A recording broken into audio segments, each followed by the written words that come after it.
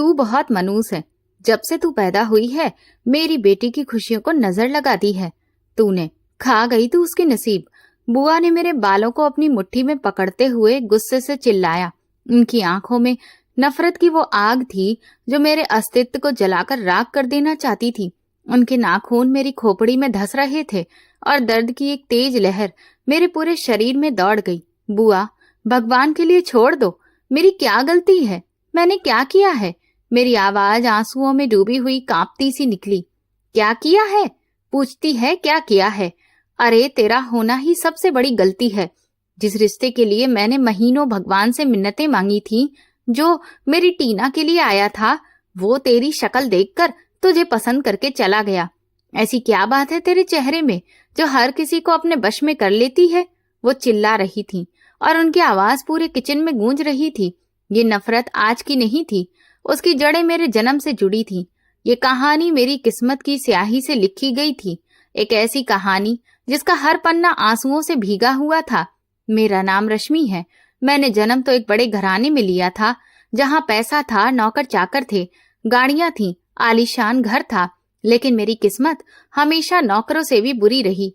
शायद इसलिए कि मेरी माँ मुझे उस वक्त छोड़कर अपने प्रेमी के साथ चली गई थी जब मुझे माँ के आंचल की सबसे ज्यादा जरूरत थी। मेरी माँ का चरित्र सबकी नजर में बदनाम था, इसलिए सब मुझे भी उसी शक और नफरत की नजर से देखते थे जैसे मैं अपनी माँ के पापों का जिंदा सबूत हूँ। यहाँ तक कि मेरे अपने पापा, जिसके खून का मैं हिस्सा थी, वो भी मुझे नफरत की नजर से देखते थे। उनकी आंखों में मेरे लिए कभी प्यार की झलक नहीं दिखी। शायद वो मुझ में अपनी बेवफा बीबी का चेहरा देखते थे, एक ऐसा चेहरा जो उन्हें हर पल दर्द देता था। हमारे घर में मेरी एक बुआ भी रहती थी। उनकी शादी उनके ही कॉलेज के दोस्त से हुई थी। उनकी एक बेटी थी टीना, जो मुझसे 2 साल बड़ी थी। लेकिन बुआ का रिश्ता ज्यादा दिन नहीं चला। उन्होंने तलाक लिया और अपने मायके यानी हमारे घर वापस आ गई। कहने को तो ये घर हमारे पापा के नाम था, लेकिन असल में घर पर राज बुआ का ही चलता था। दादाजी ने ये घर पापा और चाचा दोनों के नाम किया था, लेकिन फैसले हमेशा बुआ के ही होते थे। मेरी सौतेली माँ, जो पापा की दूसरी पत्नी थी, उनकी भी इस घर में कोई इज्जत नहीं थी, क्योंकि घर की असली मालिक बुआ ही थी। हर बात पर मुझे ताने मिलते। तेरी माँ तो अपने आशिक के साथ भाग गई थी, तेरे चरित्र पर कौन भरोसा करेगा? बुआ की ये जहर भरी बातें सुनकर कई बार मेरी सौतेली माँ को मुझ पर दया आ जाती थी। वो भले सौतेली थी, लेकिन उनके दिल में कहीं न कहीं मेरे लिए थोड़ी ममता थी। एक दिन वो मेरे पास आई और मेरे सिर पर हाथ फेरते हुए बोली, रश्मि, मैं जानती हूँ कि तेरे साथ जो कुछ यहाँ हो रहा है वो बिल्कुल गलत है, लेकिन मैं मजबूर हूँ। तू जानती है कि इस घर में सिर्फ तेरी बुआ की चलती है और तेरे पापा तो सारा दिन अपने बिजनेस में रहते हैं, उन्हें किसी की फिक्र ही नहीं। उनकी इन बातों से मेरे जख्मों पर जैसे मरहम लग गया। मैं हल्की सी मुस्कुरा दी, क्योंकि मुझे लगा कि कम से कम कोई तो है जो ये समझता है कि मेरे सीने में भी एक दिल धड़कता है। बुआ सारा दिन मुझसे नौकरानी की तरह काम करवाती थी, कभी बगीचे की सफाई, कभी पूरे घर का झाड़ू पोछा। जबकि घर में बहुत सारे नौकर थे, लेकिन उन्हें सुकून तब मिलता था जब वो मुझे अपने सामने बेइज्जत होकर काम करते देख लेती थी। कभी कभी दादाजी मुझे देख लेते तो उनका दिल पिघल जाता। वो मुझे पास बुलाकर कहते, तू इस घर की बेटी है, नौकरानी नहीं। तभी बुआ तुरंत बीच में बोल पड़ती, पिताजी, बेटी तो है, लेकिन ये देखिए किसकी बेटी है। ये सुनकर दादाजी का चेहरा उतर जाता और वो बुआ को चुप कराते हुए कहते, इस बच्ची का कोई कसूर नहीं है, ये बहुत छोटी थी जब इसकी माँ इसे छोड़कर चली गई। इसने तो हमेशा ही मजबूरी की जिंदगी जी है। लेकिन बुआ कहाँ चुप रहने वाली थी। वो तुरंत बोली, कहाँ मजबूरी की जिंदगी जी है? बाप का साया तो हमेशा इसके सिर पर रहा है और मैंने भी तो इसे अपने दुख दर्द में पाला है। अपनी बेटी टीना पर भी इतना ध्यान नहीं दिया जितना इसे दिया है। उनकी ये बात सुनकर दादाजी कड़वाहट भरी मुस्कान के साथ बोले, हाँ, तुम्हारी इस मेहरबानी का कर्ज तो हम कभी नहीं चुका सकते, क्योंकि तुमने वाकई इसे बहुत प्यार से पाला है। दादाजी का तंज बुआ समझ जाती थी और मुंह बनाकर वहां से चली जाती थी। मुझे आज भी याद है कि बचपन में बुआ किस तरह मुझे छोटी छोटी बातों पर मारा करती थी। जब से मेरी सौतेली माँ आई थी, मुझ पर अत्याचार कुछ कम हो गए थे, क्योंकि बुआ जानती थी कि वो कोई न कोई बात पापा तक पहुंचा देंगी। पापा को मेरी परवाह तो नहीं थी, लेकिन अपनी समाज में बदनामी का डर जरूर था। इसीलिए वो कभी कभी बुआ को कुछ कह देते थे। बस उसी का बुआ को डर रहता था। दादाजी का कहना था कि पहले बुआ की बेटी टीना की शादी होगी, उसके बाद मेरी। लेकिन मैं तो बस उस नरक से आजादी चाहती थी। मैं सोचती थी कि चाहे घर झोपड़ी का ही क्यों न हो, अगर वहां सुकून हो तो वो भी स्वर्ग से कम नहीं। ये बड़ा सा महल नुमा घर था, जहां हर सुख सुविधा थी, हर चीज मांगने से पहले मिलती थी। लेकिन मेरे लिए ये जगह जेल से कम नहीं थी। आज बुआ की बेटी टीना को देखने कुछ लोग आने वाले थे। मैं उस वक्त किचन में रानी मौसी, जो कि घर की रसोइया थी, के साथ खाना बना रही थी। तभी बुआ गुस्से में किचन में आई और मुझे घूरते हुए बोली, खबरदार, अगर तू मेहमानों के सामने आई तो जानती है ना फिर क्या होगा। नहीं बुआ, मैं क्यों आऊंगी, मैं नहीं आऊंगी। मैंने डरते हुए उन्हें भरोसा दिलाया। उनके जाने के बाद रानी मौसी ने धीरे से पूछा, बेटी ये तुझसे इतनी नफरत क्यों करती है। मैंने एक ठंडी सांस भरी और बोली, ये तो वो खुद ही बता सकती हैं रानी मौसी, मैं तो खुद नहीं जानती। अभी कुछ ही देर गुजरी थी कि टीना खुद किचन में आई और अकड़ कर बोली, रश्मि चलो चाय सर्व करो मेहमानों को। मैंने हैरत से उसे देखा, लेकिन टीना, बुआ ने कहा है कि मैं उन लोगों के सामने मत जाऊं। वो मजाक उड़ाते हुए हंसी, ओहो तो अब जुबान भी चलाने लगी हो, औकात देखी है अपनी। माँ तुम्हारी भाग गई और पापा ने कभी तुम्हें पूछा तक नहीं। पकड़ो ये चाय की ट्रे और लेकर चलो। उन्हें भी तो पता चले कि मेरी मनहूस कजिन कौन है जो मेरे साथ इस घर में रहती है। उसके लहजे में जहर भरा था। मैं चुपचाप ट्रे उठाकर उसके पीछे चल पड़ी, ये जाने बिना कि मेरा ये कदम मुझे किस तूफान के हवाले करने वाला था। मेरे हाथ में पकड़ी चाय की ट्रे कांप रही थी। हर कदम ड्राइंग रूम की तरफ उठता तो लगता जैसे मैं अपनी सजा की तरफ बढ़ रही थी। टीना मेरे आगे जीत वाले अंदाज में चल रही थी और उसके चेहरे पर एक चालाकी भरी मुस्कुराहट थी।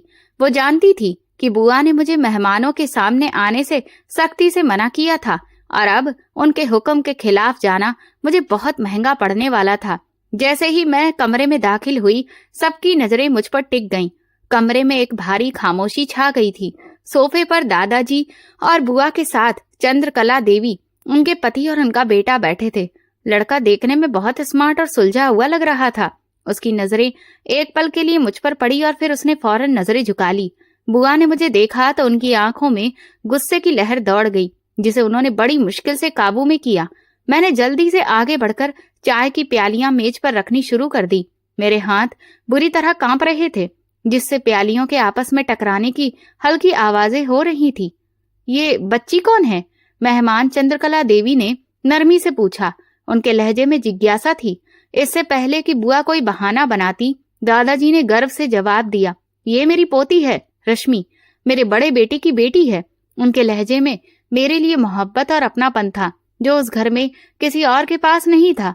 अरे वाह, बहुत प्यारी बच्ची है। चंद्रकला देवी ने मुस्कुराकर मुझे देखा। जी, ये जरा शर्मीली है, ज्यादा किसी के सामने नहीं आती।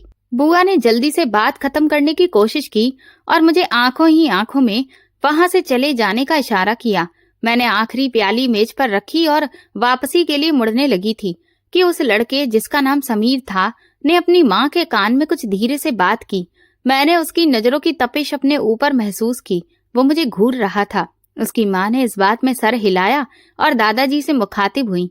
हमें खुशी हुई आपके पूरे खानदान से मिलकर। मैं और एक लम्हा भी वहां ठहरना नहीं चाहती थी। मैं तेज कदमों से चलती हुई किचन में वापस आ गई। मेरा दिल बुरी तरह धड़क रहा था। क्या हुआ बेटी, सब ठीक तो है?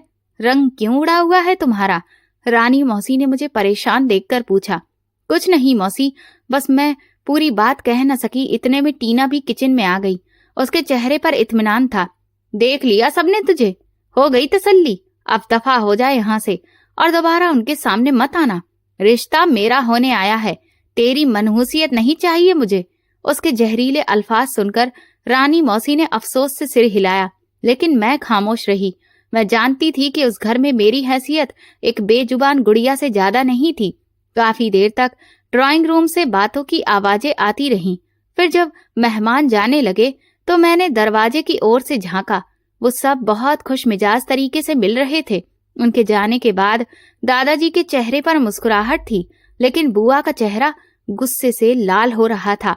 पिताजी, आपको उसे उनके सामने लाने की क्या जरूरत थी? बुआ ने घर में कदम रखते ही दादाजी से शिकायत की। अरे, मैंने कब बुलाया उसे? वो तो खुद चाय लेकर आ गई। और फिर वो मेरी पोती है, कोई चोर तो नहीं कि उसे सबसे छुपा कर रखूं। दादाजी ने सुकून से जवाब दिया। आप नहीं जानते पिताजी, उसकी माँ ने हमारी इज्जत धूल में मिला दी थी। लोग आज भी बातें करते हैं। इसकी वजह से मेरी टीना के रिश्ते पर कोई आंच आई, ये मैं बर्दाश्त नहीं करूंगी। अभी ये बहस चल ही रही थी कि थोड़ी ही देर के बाद फोन की घंटी बजी। नौकर ने फोन उठाया और दादाजी को बताया कि मेहमानों का फोन है। दादाजी ने फोन उठाया तो उनके चेहरे के तासुरात बदलने लगे। कभी हैरत और कभी गुस्से से फोन पर बात करते रहे। फोन बंद करने के बाद उन्होंने गहरी सांस ली और बुआ की तरफ देखा। क्या कहा उन्होंने पिताजी? रिश्ता पक्का समझे? बुआ ने बेताबी से पूछा। दादाजी ने कुछ देर खामोशी रखी, फिर बोले, रिश्ता तो वो करना चाहते हैं, लेकिन क्या? कोई शर्त रख दी है क्या उन्होंने? बुआ का लहजा तेज हो गया। शर्त नहीं, उन्होंने टीना के लिए इनकार कर दिया है। ये सुनते ही बुआ के पैरों तले से जमीन निकल गई। क्या मतलब इनकार कर दिया? मेरी बेटी में क्या कमी है? इतनी सुंदर, पढ़ी लिखी है, जरूर उस मनहूस की वजह से। दादाजी ने उनकी बात काटते हुए कहा। पूरी बात तो सुन लो।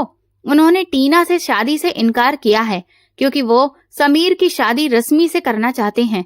कमरे में एक लम्हे के लिए मौत जैसी खामोशी छा गई। मेरी सौतेली माँ हैरत से मुंह पर हाथ रख लिया, जबकि टीना का चेहरा गुस्से और हैरत से बिगड़ गया। बुआ तो जैसे पत्थर की हो गई थी। फिर अचानक वो फट पड़ी। नहीं, ये कभी नहीं हो सकता। ये रिश्ता मेरी बेटी के लिए आया था। उस लड़की की ये हिम्मत कैसे हुई? मैं उसको नहीं छोड़ूंगी। वो गुस्से में पागलों की तरह चीख रही थी।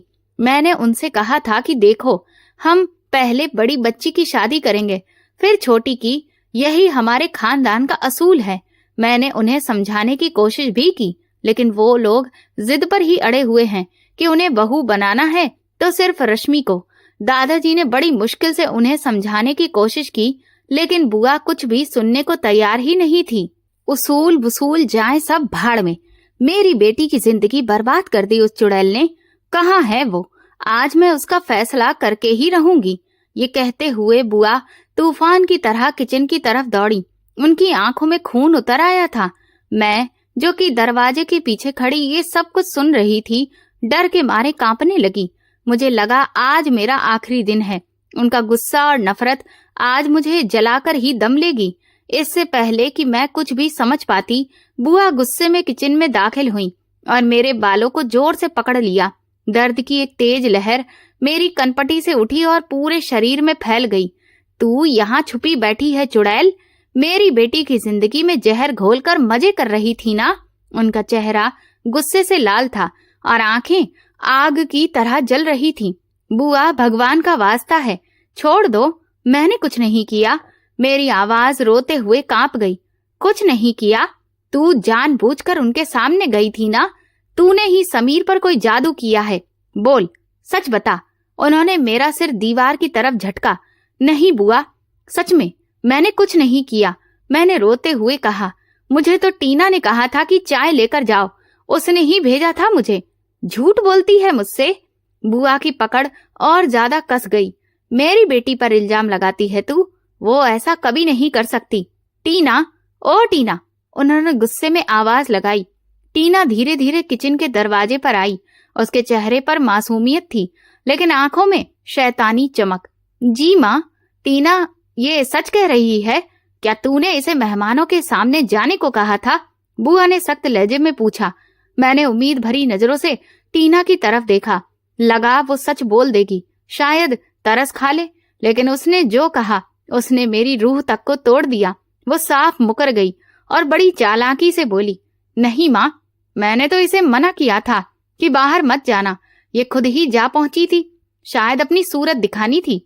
उसका झूठ मेरे दिल पर किसी खंजर की तरह लगा। मैं अविश्वास में उसे देखती रह गई। इतनी आसानी से कोई इतना बड़ा झूठ कैसे बोल सकता है? मेरी आंखों से आंसू रुकने का नाम नहीं ले रहे थे। देखा, मैं ना कहती थी, ये है ही ऐसी, अपनी माँ पर गई है, घर तोड़ने वाली। बुआ ने एक और थप्पड़ मेरे गाल पर मारा। ये शोर सुनकर दादाजी और मेरी सौतेली माँ भी किचन में आ गए। मुझे इस हालत में देखकर दादाजी का चेहरा गुस्से से तमतमा उठा। बस करो रमा, क्या जान ले लोगी बच्ची की? कुछ तो भगवान से डरा करो। उन्होंने आगे बढ़कर बुआ के हाथ से मेरे बाल छुड़ाए। मैं कमजोरी से फर्श पर गिर पड़ी। बुआ बोली, पिताजी आप इसकी तरफदारी कर रहे हैं? इसने मेरी बेटी का हक छीन लिया है। ये रिश्ता टीना का था। बुआ अब भी चिल्ला रही थी। दादाजी ने सख्ती से कहा, ये हक छीनने या देने वाले हम कौन होते हैं? ये सब किस्मत की बातें हैं। लड़के वालों ने खुद रश्मि को पसंद किया है, इसमें इसका क्या कसूर है? दादाजी ने समझाने की कोशिश की, लेकिन बुआ चीखी, नहीं, मैं ये शादी नहीं होने दूंगी। या तो ये इस घर में रहेगी या मैं। दादाजी ने गहरी सांस ली और फिर ठोस आवाज में बोले, रिश्ता बहुत अच्छा है, लड़का भी बढ़िया है। समीर जैसा लड़का बार बार नहीं मिलता। मैंने उसके पिताजी को जुबान दे दी है, रश्मि की शादी समीर से ही होगी। पापा, जो अब तक चुप थे, उन्होंने भी दादाजी का साथ देते हुए कहा, पिताजी ठीक कह रहे हैं, हमें इस मामले को ज्यादा नहीं बढ़ाना चाहिए। जो हो रहा है सही हो रहा है। उन्हें मेरी पिटाई या मेरे आंसुओं से कोई मतलब नहीं था। उन्हें बस अपनी इज्जत की चिंता थी। दादाजी का फैसला सुनकर बुआ और टीना दोनों के चेहरों का रंग उड़ गया। वो कुछ नहीं बोली, क्योंकि दादाजी के आगे घर में कोई कुछ नहीं बोलता था। दादाजी ने मेरी सौतेली माँ को इशारा किया, इसे उठाओ और कमरे में ले जाओ। मेरी सौतेली माँ ने सहारा देकर मुझे उठाया। मैं चलते हुए बुआ के पास से गुजरी तो उसकी नफरत भरी फुसफुसाहट कानों में गूंज गई। जीत गई ना तू? खुश है? लेकिन याद रखना, ये खुशी ज्यादा दिन नहीं टिकेगी। तुझे इसकी सजा जरूर मिलेगी। इतनी आसानी से मैं तुझे चैन की सांस नहीं लेने दूंगी, और सजा भी ऐसी मिलेगी कि तू अपनी माँ की तरह जमाने भर में बदनाम होकर रह जाएगी। उनके ये शब्द मेरे दिमाग में हथौड़ों की तरह बज रहे थे। मैं अपने कमरे में जाकर बिस्तर पर गिर पड़ी। एक तरफ एक अच्छे रिश्ते की उम्मीद थी, उस कैद जैसे घर से निकलने का रास्ता दिख रहा था, लेकिन दूसरी तरफ बुआ की धमकी मेरे भविष्य पर साए की तरह मंडरा रही थी। मुझे नहीं पता था कि वो क्या करने वाली है, लेकिन उनकी आंखों में जो नफरत थी वो बता रही थी कि वो किसी भी हद तक जा सकती हैं। शादी की तारीख करीब आ रही थी और मेरा डर हर गुजरते दिन के साथ बढ़ता जा रहा था। दादाजी के फैसले के बाद घर में अजीब सी खामोशी थी, जैसे किसी तूफान के आने से पहले की शांति। बुआ और टीना ने मुझसे बात करना लगभग बंद ही कर दिया था, लेकिन उनकी आंखों में जो जलन थी वो हर वक्त महसूस होती थी। कुछ ही दिनों के बाद दादाजी ने ऐलान किया कि अगले शुक्रवार को मेरी शादी होगी। ये सुनते ही बुआ ने एक जहरीली मुस्कुराहट के साथ मेरी तरफ देखा। मुबारक हो भतीजी, आखिर तूने मेरी बेटी का नसीब छीन ही लिया। लेकिन याद रख, छीनी हुई चीजें ज्यादा देर पास नहीं रहती। रमा, दादाजी ने उन्हें टोका, बच्ची को दुआ दो, बद्दुआ नहीं। मैं तो दुआ ही दे रही हूँ पिताजी, बस दुआ कर रही हूँ कि इसका अंजाम इसकी माँ के जैसा ना हो। ये कहकर वो वहां से चली गई और मेरे दिल में डर का कांटा चुभ गया। शादी की तैयारियां शुरू हो चुकी थीं। मेरी सौतेली माँ और दादाजी ही सब कुछ देख रहे थे। एक दिन मेरे पापा, जो महीनों से मुझसे बात तक नहीं कर रहे थे, मेरी सौतेली माँ के कमरे में आए और कुछ जेवरात के डिब्बे और पैसों का एक लिफाफा मेज पर रख दिया। मैं वहीं खड़ी थी। ये रश्मि के लिए है, उसे दे देना। उनके आवाज वैसे ही सख्त और बिना भावनाओं से भरी थी। खानदान में हमारी इज्जत का सवाल है, शादी में कोई कमी नहीं रहनी चाहिए, बोलकर वो मुड़े और बाहर निकल गए। उन्होंने मेरी तरफ एक बार भी देखना या फिर मुझसे कुछ कहना ठीक नहीं समझा। उनके जाने के बाद मेरी आंखों में आंसू आ गए। मेरी सौतेली माँ ने मेरे कंधे पर हाथ रखा। पगली, रोने की क्या बात है? शुक्र कर कि उन्होंने तुम्हारे बारे में सोचा तो सही, मैंने आंसू पोंछते हुए कहा। उन्होंने मेरे बारे में नहीं, अपनी इज्जत के बारे में सोचा है। दिल के किसी कोने में पर एक छोटी सी खुशी भी थी। शायद पहली बार उन्होंने मुझे अपनी बेटी माना था, भले ही वजह उनकी इज्जत ही क्यों ना हो। दिन बीतते गए और बुआ की नफरत बढ़ती ही गई। वो मुझे देखते ही ताने देने लगती। बड़ी तैयारियां चल रही हैं, मालकिन रश्मि की शादी के लिए ख्वाबों के महल सजाए जा रहे हैं। रास्ते में भी अक्सर कहती, ऊंचाई से गिरोगी तो हड्डियां भी नहीं मिलेंगी। शादी से 2 दिन पहले मैं अपने कमरे में पापा की लाई हुई चूड़ियां देख रही थी कि मेरी सौतेली माँ अंदर आई। चेहरे पर चिंता साफ झलक रही थी। रश्मि, एक बात करूं? जी मम्मी, मैंने कहा। तुम्हारी बुआ की ये चुप्पी मुझे ठीक नहीं लग रही। वो रोज दादाजी से कहती है कि ये शादी रोको, पर जब से तारीख पक्की हुई है वो बिल्कुल चुप है। मेरे पास बैठकर उन्होंने कहा, वो इतनी आसानी से हार मानने वाली नहीं है। बस तुम बहुत होशियार रहना, किसी पर भी आंख बंद करके भरोसा मत करना। मैं क्या कर सकती हूँ मम्मी? मेरा दिल डूबने लगा। कुछ नहीं, बस दुआ करो और अपनी आंखें और कान खुले रखो। खासकर शादी वाले दिन तक खुद को अकेला मत छोड़ना। उनकी बातें सुनकर मेरा डर और बढ़ गया। शादी वाले दिन से 1 दिन पहले पूरा घर मेहमानों से भरा था। मैं रसोई से पानी लेने गई तो बुआ वहीं अकेली खड़ी थी। उन्होंने मुझे देखा और मेरे पास आकर कहा। उनका अंदाज किसी जहरीले सांप जैसा था।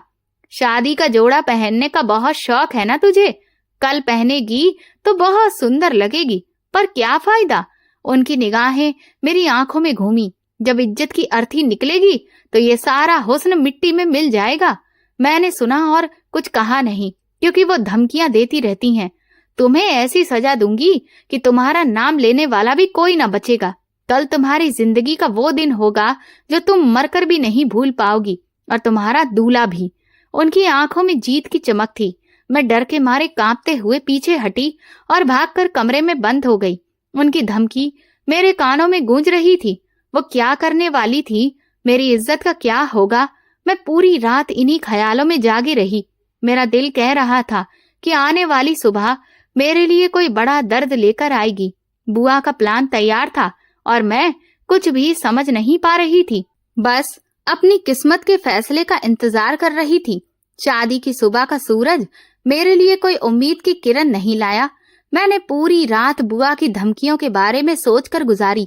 बाहर से आ रही शादी की हंसी ठिठोली और गीतों की आवाजें थीं, पर मेरे कमरे में एक चुप सी शोक जैसी खामोशी थी।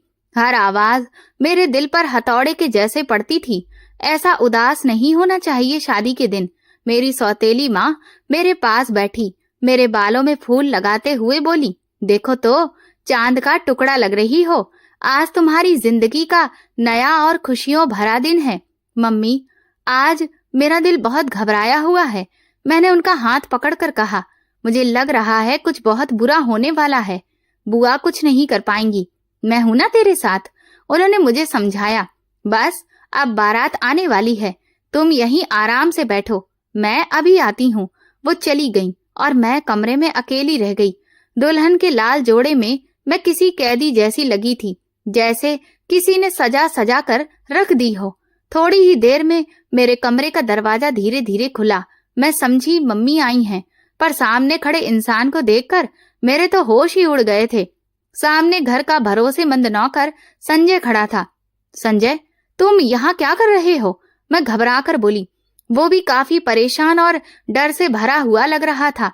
उसने आंखें झुका ली और धीरे से बोला, मैडम जी, आपने मुझे बुलाया था क्या? मैंने तुझको बुलाया? क्यों? मैं तुझको क्यों बुलाऊंगी? मैंने चिल्लाकर पूछा। फौरन बाहर निकलो मेरे कमरे से। मेरा दिल किसी अनजान डर से थर-थर कांपने लगा।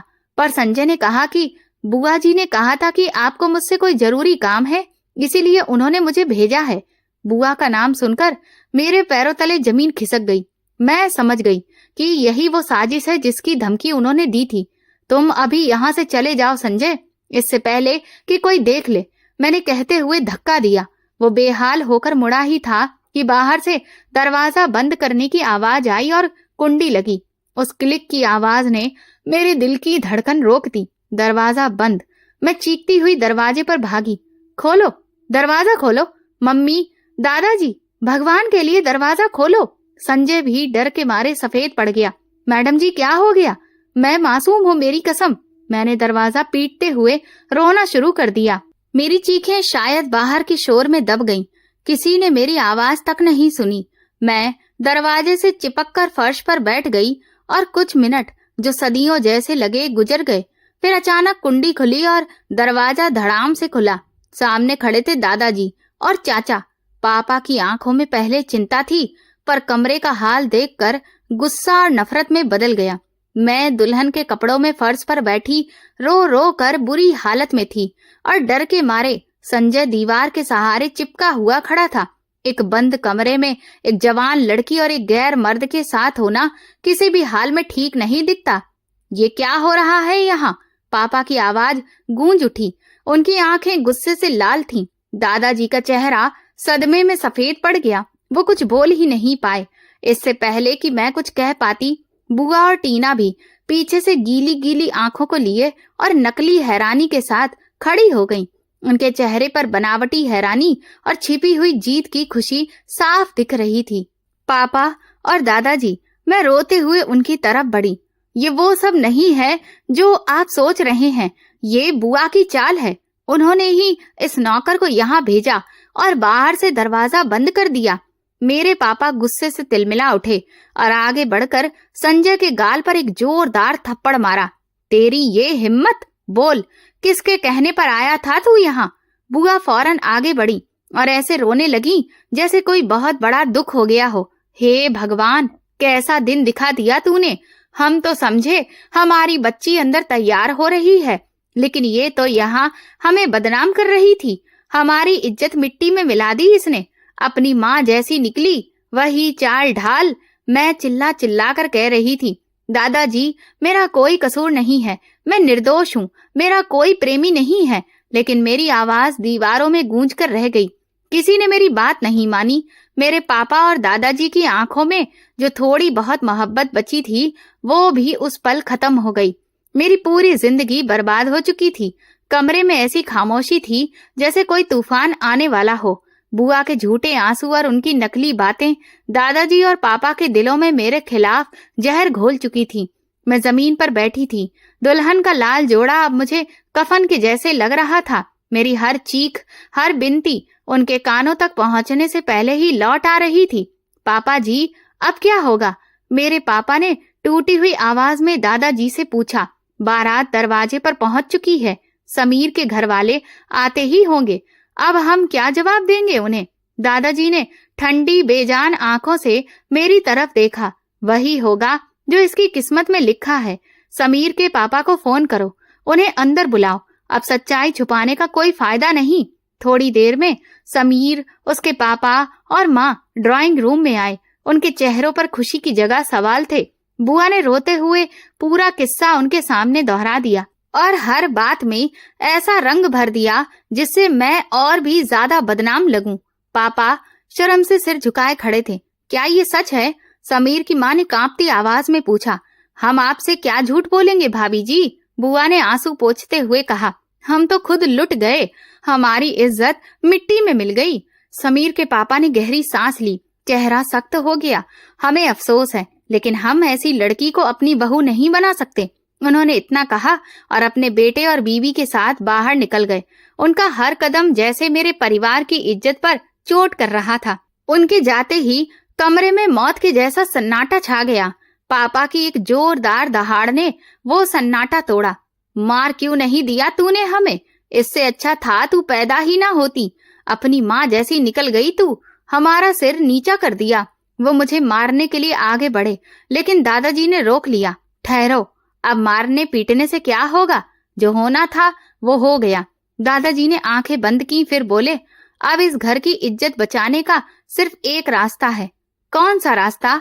बुआ ने मासूम चेहरा बनाते हुए पूछा। दादाजी ने गुस्से से कांपते संजय की तरफ देखा, जिसके साथ इसका नाम जुड़ा है। अब उसी से इसकी शादी होगी। मेरे पैरों के नीचे से जमीन खिसक गई। नहीं दादाजी, नहीं, भगवान के लिए ऐसा मत करें। मैं बेगुनाह हूँ। अगर बेगुनाह होती तो ये दिन ना देखना पड़ता। दादाजी गरजे। अब यही इसकी सजा है। पंडित जी को बुलाओ, शादी अभी होगी। इसी वक्त पापा ने सिर झुका लिया। कुछ कह नहीं पाए। बुआ और टीना के चेहरे पर एक चालाक मुस्कुराहट थी। उनका बदला पूरा हो चुका था। आधे घंटे में पंडित जी को बुला लिया गया। वही मेहमान जो बारात के स्वागत के लिए आए थे, अब मेरी बेइज्जती के गवाह बन गए। मुझसे जब फेरे के लिए चलने को कहा तो मैंने चुपचाप फेरे ले लिए। पापा ने मेरा हाथ पकड़ा और जबरदस्ती मुझे मंडप पर बिठा दिया। मेरी शादी उस नौकर संजय से करा दी गई जिसको लेकर मुझ पर इल्जाम लगाया गया था। शादी होते ही दादाजी ने मेरा बाजू पकड़ा और घसीटते हुए घर के दरवाजे तक ले गए। निकल जा यहाँ से, जैसे तेरी माँ गई थी वैसे ही तू भी जा, आज से तू हमारे लिए मर गई। उन्होंने मुझे दहलीज के बाहर धक्का दिया और दरवाजा बंद कर दिया। मैं बाहर सड़क पर आकर गिर गई। कुछ पल पहले मैं उस घर की बेटी थी, एक दुल्हन थी, और अब मैं सिर्फ एक इल्जाम बन गई थी। मेरा पति संजय डरते हुए मेरे पास आया। मैडम जी चलिए। मैंने रोती आंखों से उस आलीशान घर को आखिरी बार देखा जहां मैंने अपने सबसे कड़वे दिन देखे थे।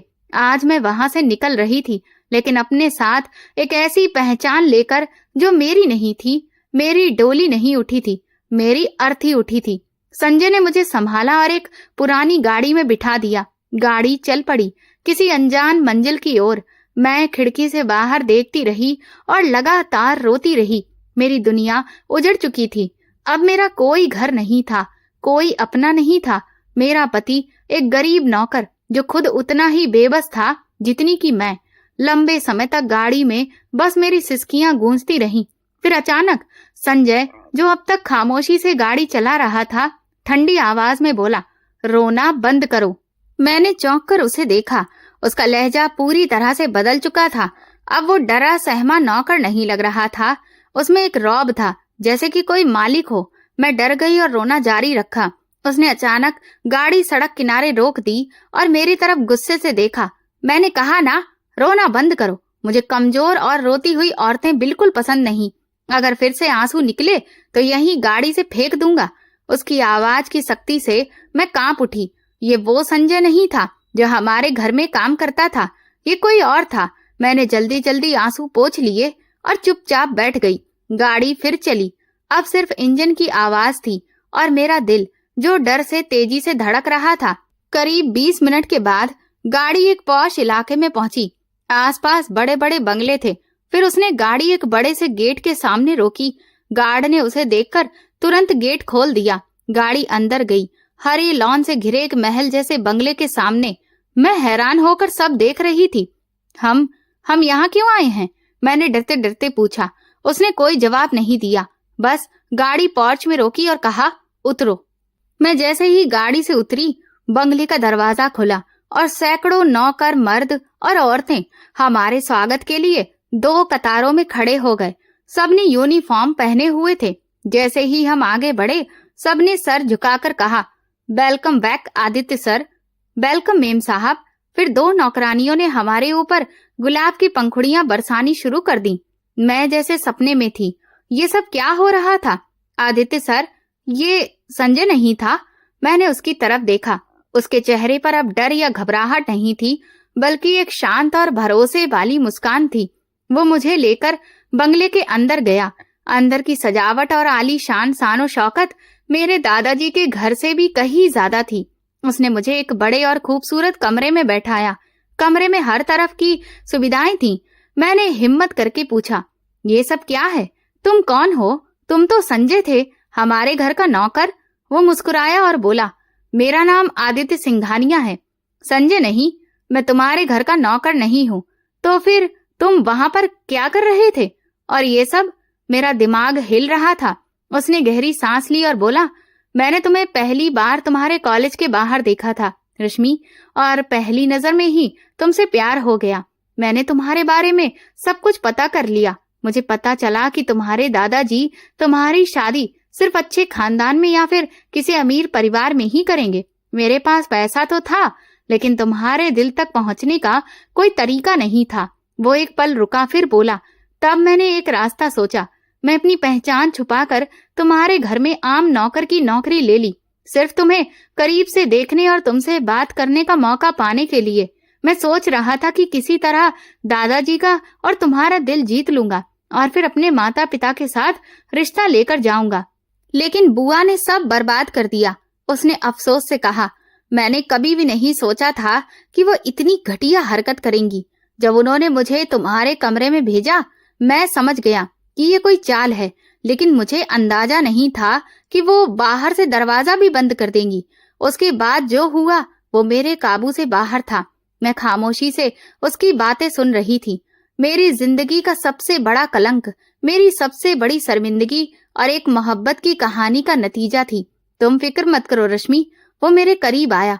ये सब जो तुम देख रही हो, ये घर, दौलत, सब तुम्हारा है। मैं तुम्हारे लिए फकीर बन गया था और तुम्हें पा लिया। मैं जानता हूँ कि हमारी शादी अच्छे हालात में नहीं हुई है, लेकिन मैं वादा करता हूँ कि तुम्हें दुनिया की हर खुशी दूंगा। मैं जैसे सपना देख रही थी, मेरी किस्मत ने मुझे रुसवाई से उठाकर एक महल में लाकर खड़ा कर दिया था, लेकिन मेरे दिल पर लगे इज्जत के दाग अभी भी ताजा थे। अगली सुबह जब मेरी आंख खुली तो मैं एक पल के लिए समझ ही नहीं पाई कि मैं कहाँ पर हूँ। खूबसूरत रेशमी चादरें, नरम बिस्तर और कमरे में फैल रही चंदन की खुशबू, फिर पिछले दिन की सारी घटनाएं मेरे दिमाग में फिल्म की तरह चलने लगी। मेरी शर्मिंदगी, जबरन शादी और फिर ये चौंकाने वाला सच। मैं उठकर बैठ गई। सामने अलमारी में सुंदर और कीमती कपड़ों की कतार लगी थी। दरवाजे पर हल्की दस्तक हुई। क्या मैं अंदर आ सकता हूँ? आदित्य की आवाज थी। जी, मैंने धीरे से कहा। वो हाथ में नाश्ते की ट्रे लेकर आया था। चेहरे पर नरम मुस्कान थी। Good morning. उम्मीद है अच्छी नींद ली होगी। सोचा पहला नाश्ता साथ में करें। उसने ट्रे मेज पर रख दी। उसका रवैया बहुत ही शिष्टता से और इज्जतदार से भरा हुआ था। उसमें वो हुकूमत वाला अंदाज नहीं था जो कल रात गाड़ी में था। शायद बस मेरा रोना थामना चाहता था। शुक्रिया, मैंने धीरे से कहा। देखो रश्मि, उसने कुर्सी पर बैठते हुए कहा, मैं जानता हूँ कि तुम अभी भी सदमे में हो। जो कुछ भी हुआ वो गलत था। मैं चाहता हूँ कि हमारा रिश्ता सच्चाई और इज्जत पर हो।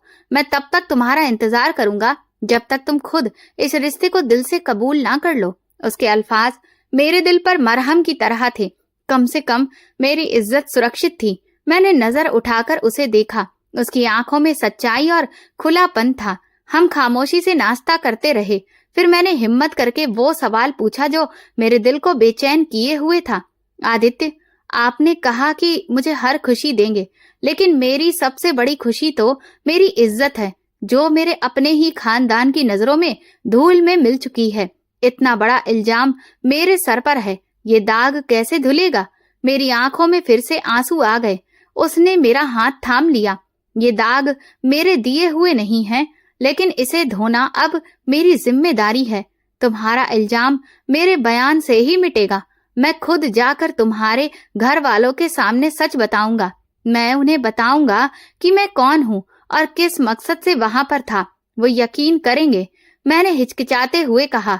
वो समझेंगे कि ये भी हमारी योजना का हिस्सा था। उन्हें यकीन करना पड़ेगा। जब वे मेरे परिवार के बारे में जानेंगे, मेरी हैसियत देखेंगे, तो सच सामने आ जाएगा। उसके लहजे में भरोसा था। हम आज ही तुम्हारे घर वापस जाएंगे। उसके इस फैसले ने मेरे दिल को अजीब सा सुकून दिया। शायद अभी सब कुछ खत्म नहीं हुआ था। शायद मैं अपनी खोई हुई इज्जत वापस पा सकती थी। उस दिन उसने मुझे पूरे घर का चक्कर दिखाया। वो बहुत बड़े बिजनेसमैन का इकलौता बेटा था। उसके पापा विदेश में रहते थे और वो यहाँ उनका कारोबार संभालता था। उसने बताया कि उसने मेरे लिए पहले से ही शॉपिंग करके रखी थी, क्योंकि उसे उम्मीद थी कि एक दिन वो मुझे अपनी दुल्हन बनाकर उसी घर में लेकर आएगा। उसका हर अंदाज, हर बात उसकी मोहब्बत को दिखा रही थी। नौकर भी मुझे बहुत ही आदर दे रहे थे। उन्होंने बताया कि आदित्य ने महीनों से उनके सामने रश्मि नाम ले लेकर उनके कान ही खा लिए थे। ये सब सुनकर मुझे अजीब सी खुशी और हैरत हुई। शाम को वो मुझे गार्डन में ले गया। रश्मि, क्या तुम मुझे माफ कर सकती हो? मेरे एक कदम की वजह से तुम्हें इतनी तकलीफ उठानी पड़ी। अगर मैं नौकर बनकर तुम्हारे घर न आता तो शायद ये सब ना होता। मैं उसकी तरफ देखती हुई बोली, इसमें तुम्हारा कोई कसूर नहीं है। कसूर उन लोगों का है जिन्होंने अपनी नफरत और जलन में मेरी जिंदगी बर्बाद करने की कोशिश की।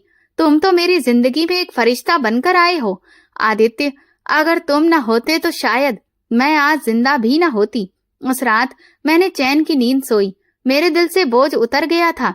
मुझे यकीन था कि आने वाला कल मेरी बेगुनाही का सूरज लेकर आएगा।